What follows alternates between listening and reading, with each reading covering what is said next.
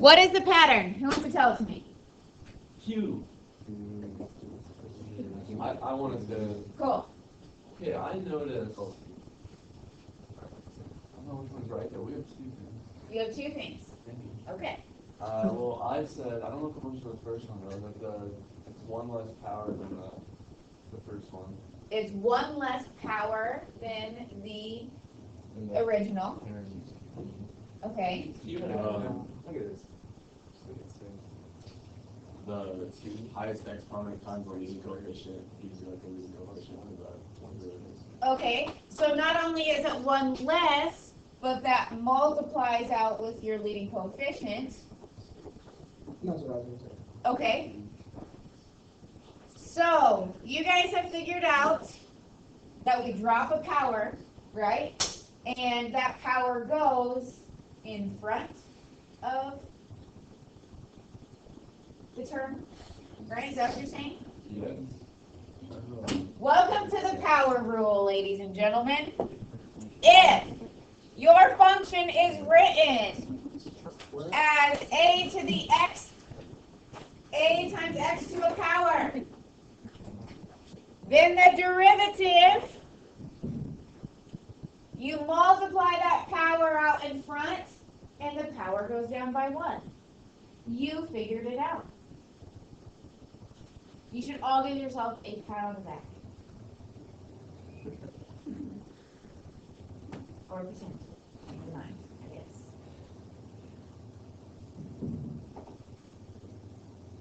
Now, as you're writing that down, I know some of you are getting tripped up by Pod 1's derivative and how it relates. Is that true? Yes. Okay. When we get done writing this down, then I will show you why Pod 1 is the way that it is.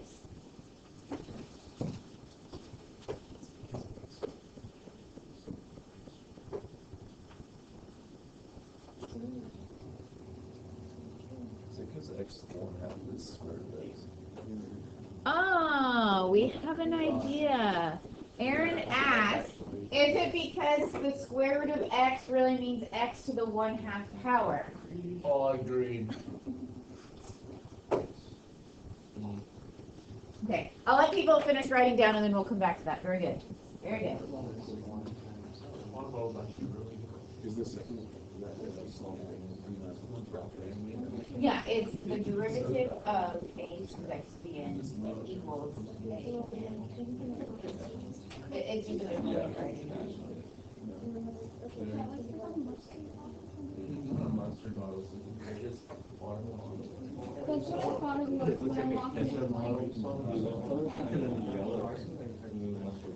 Okay, so what Aaron pointed out is that f of x equals square root of x. We could rewrite that as x to the 1/2. Therefore, when we take the derivative, and if we follow our rule where the power comes out in front, and then we drop a power, by dropping a power, we're subtracting an entire power. What's 1/2 minus 1? Negative 1/2, right? And so x to the negative 1/2 means we have a square root in the denominator. And so that's why Pod 1, I knew theirs was going to be kind of, it's going to look like it's out in left field, but really, we're all together, okay? I'm glad you brought that up because, so right now the only shortcut that you know is the power rule. And we can only apply the power rule if we have x to a power. So if something is not written as a times x to a power, then we have to rewrite it so we can use the power rule. Okay? So we're going to practice a few of these. Okay? Is this written as a times x to a power? Yes. Yes. So we do not need to rewrite it.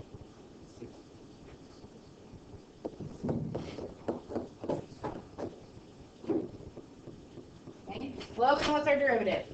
6x squared. 6x squared. The 2 multiplies out in front, and we subtract our power by 1. Done. That takes us, what, 2 seconds to do as opposed to a couple minutes? Isn't this nice? Okay, what about this one? G of x equals cubed root of x over 3. Is this written as a times x to a power? It is not. So before we take the derivative, we need to rewrite it as a times x to a power. Then we can apply the power rule. So, Cole, you seem very excited about this. How do we rewrite it? X to 1/3 over 3. Yes, and what I would do, I would probably write this as 1/3 times x to the 1/3. And you wouldn't have to. I think either way you're going to get to the same place. But if you really want to separate out your a, x to the n, okay?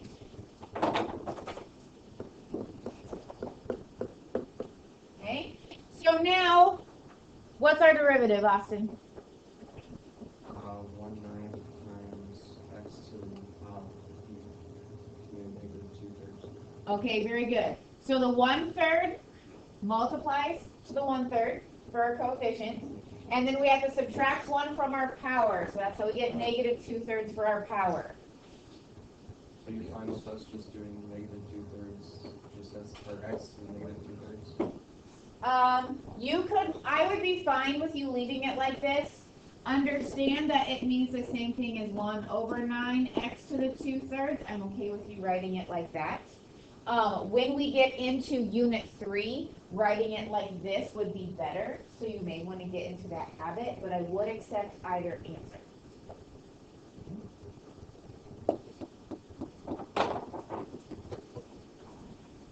Y equals 6 over the 5th root of x cubed. Is this written as a times x to a power? It is not, which means we can't apply the power rule until it is written as a times x to a power. Okay? So, Madison, how would we rewrite this?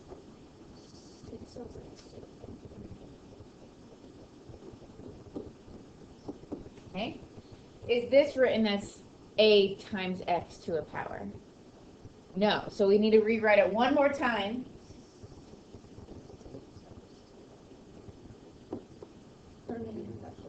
We need to move that up to be in the same, basically in the numerator, right? So we have 6 times x to the negative 5/3.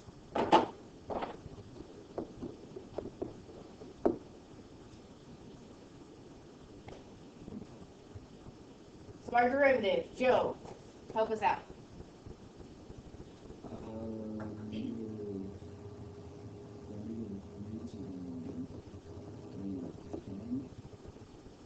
Okay.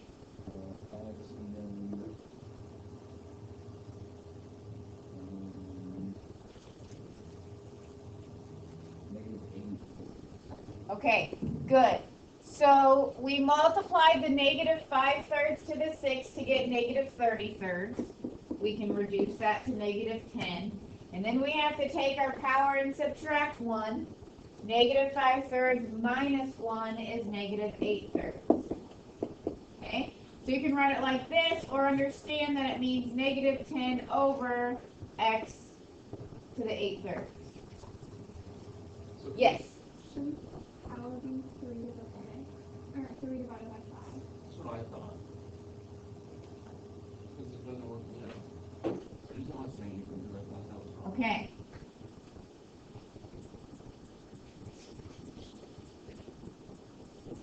Don't be afraid to offer up suggestions.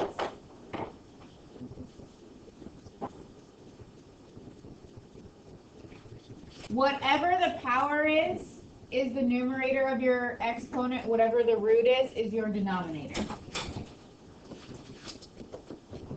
Okay? So Joe, I'm going to have you try this one more time.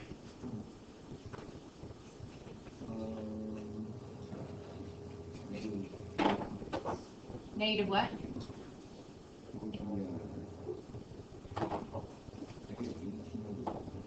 negative 18 fifths.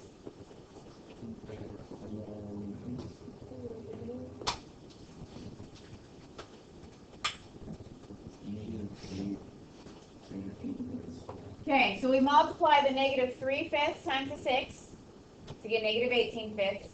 Subtract the power from negative 3 fifths to get negative 8 fifths.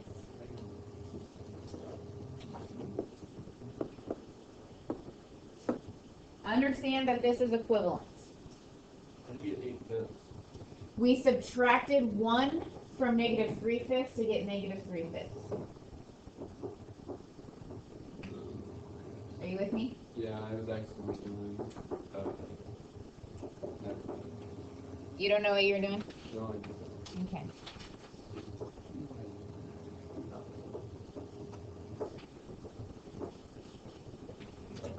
Okay, here is something that you might not necessarily have to write down.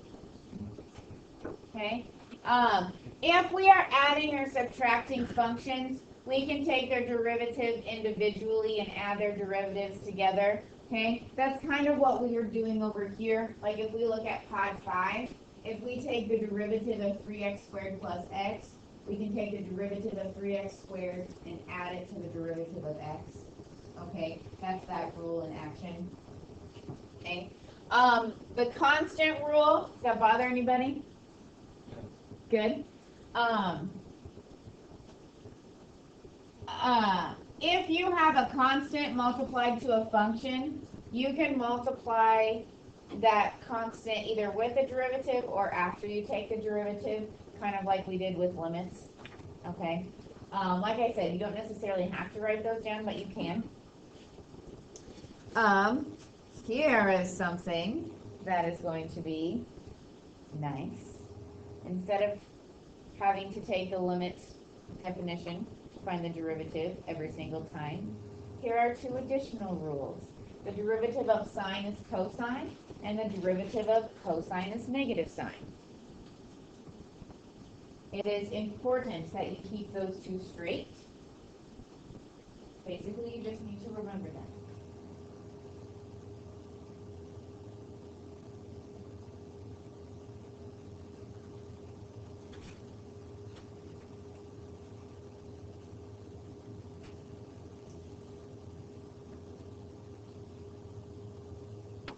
Okay. Now I am going to show you the proof of why the derivative of sine is cosine. Okay. You can write it down if you want to, or you can follow along, but I'm going to do the limit definition of the derivative to show you why the derivative of sine is cosine. And then from here on out, we can just remember that the derivative of sine is cosine. Okay. So, why is the derivative of sine cosine? Let's talk about the limit as h approaches 0 of f of x plus h minus f of x all over h. Okay? Do you remember last year in pre-calculus when you spent like 2 or 3 weeks talking about trig identities? Yeah. Okay. You discussed the sum and difference formulas. Okay, if we have the sine of a plus b, you had a way to break that apart. Okay, some of you may remember what I'm talking about, but if you have the sine of x plus h, we can rewrite that as the sine of x times the cosine of h plus the cosine of x times the sine of h. Okay, that's something that we worked with last year. That's an identity.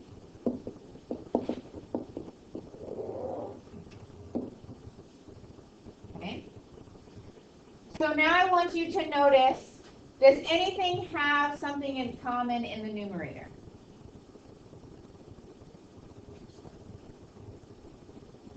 Well, we have the sine of x, the sine of h, and the sine of x, right? So what we're going to have to do here, 2 terms have the sine of x in common, so I'm going to group those together. And then remember, we are allowed to break a fraction into two by splitting up the numerator and keeping the denominator. You see, I just rearranged it and just made it into two fractions. Yes, we're okay with that? Okay, so let's talk about this fraction right here. What can we factor out?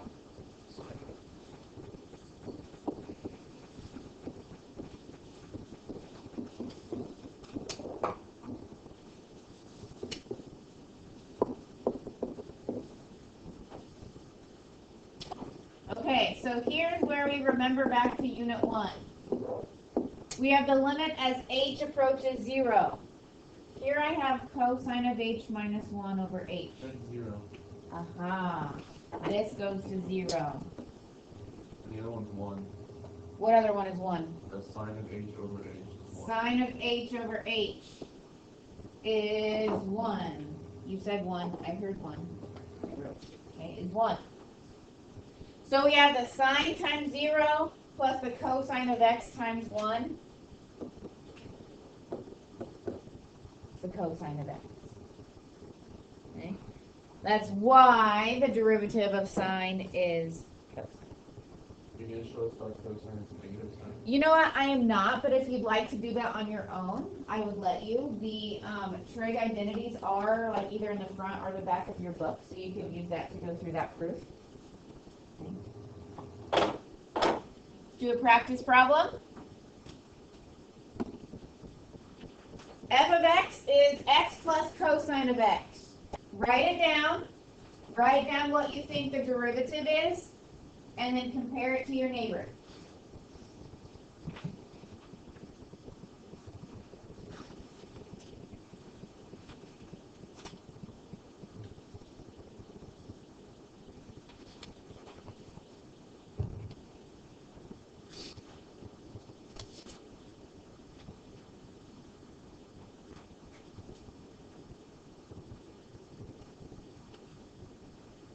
Write the problem down.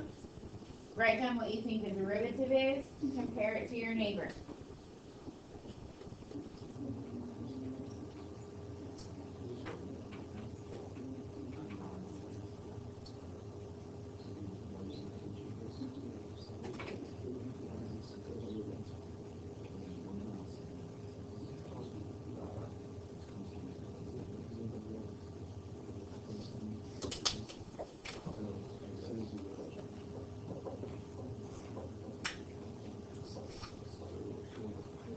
Okay. Isaac W. What's the derivative of x? 1. What's the derivative of a positive cosine? Oops. What's the derivative of a positive cosine? Negative sine,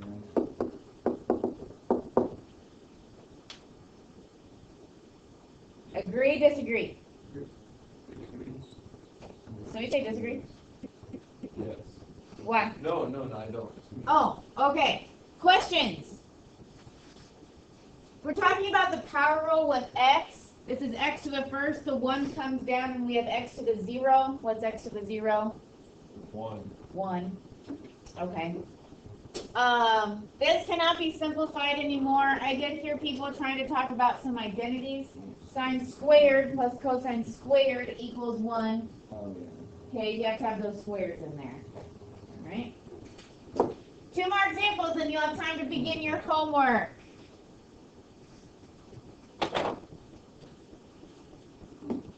Okay?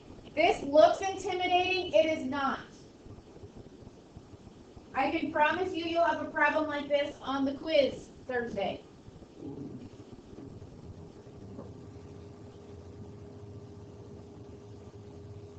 Giving you some time to write it down.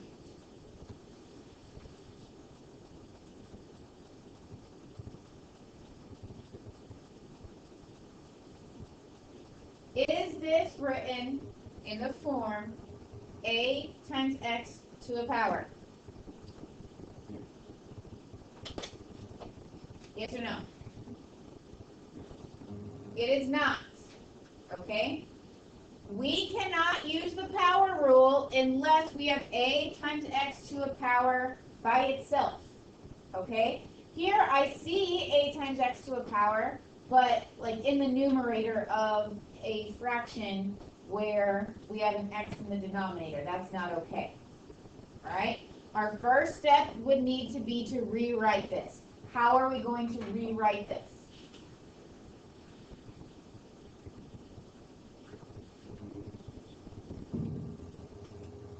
Two x. Negative 1/2. 2 times negative 1/2. Okay, so first of all, we need to recognize that this means x to the 1/2 power, right? And then if we want 4 terms that look like a to the x, a times x to the n, we are going to have to do this division 4 times, okay? So what is 2x cubed divided by 2x to the 1/2?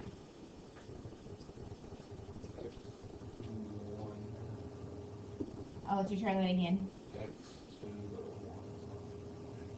1. How many halves is 3? Okay, that's alright. Okay, so this is x to the 5 halves. We're taking 3 and we're subtracting 1/2 because we're dividing. This is like algebra, right? Okay. Minus 3x squared divided by 2x to the 1/2 we can rewrite as 3 over 2 x to the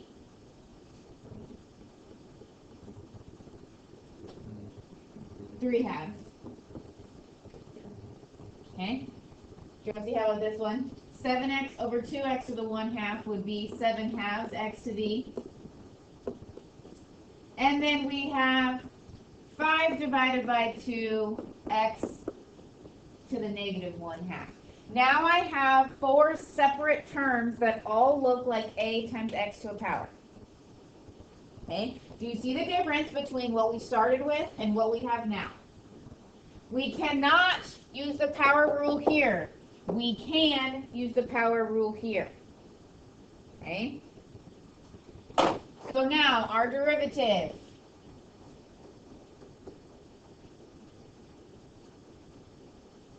Okay. Jennifer, what's the derivative of x to the 5/2?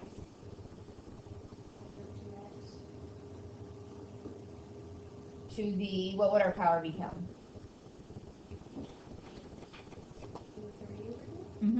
We subtract 1, it's now 3 over 2. Great. Abram, next term. Our derivative.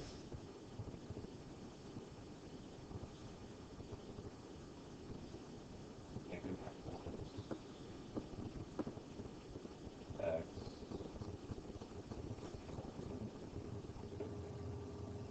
And negative 1/2. How did you get negative 1/2? Matter of 1/2. Okay, good. We multiply the 3/2 in front, we subtract 1 on our power. Very good. Our next one. Isaac.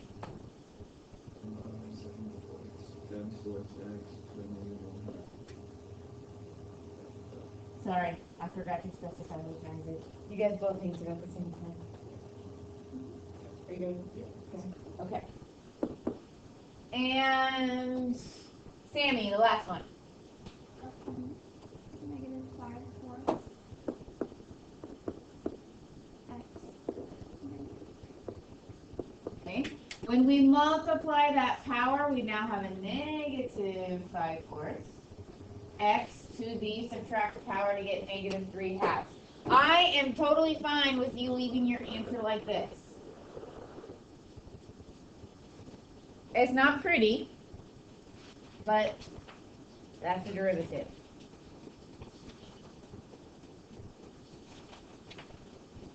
Okay, one more and then you can begin your homework. Okay? It is so important that you practice this rule. I know that right now it seems like, oh yeah, this isn't bad, right? But when I present you like problems like this, if you're not sure how to use the power rule with this, you're not going to be ready for Thursday's quiz. So you have to practice so you know what to do when you're presented with problems that don't look in the form a times x to the n. Okay? This is not in the form a times x to the n. What will we have to do before we can take the derivative of this function? Multiply both the common and all the x. We basically have to multiply this all out so we have a polynomial with term plus term plus term plus term, right? 3x plus 2, the quantity squared. Right. Squared plus 12x plus 4.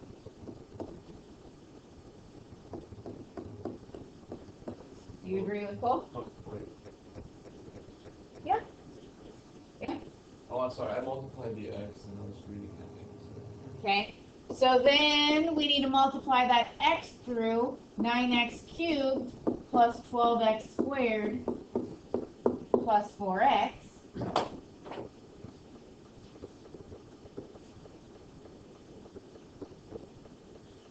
Okay.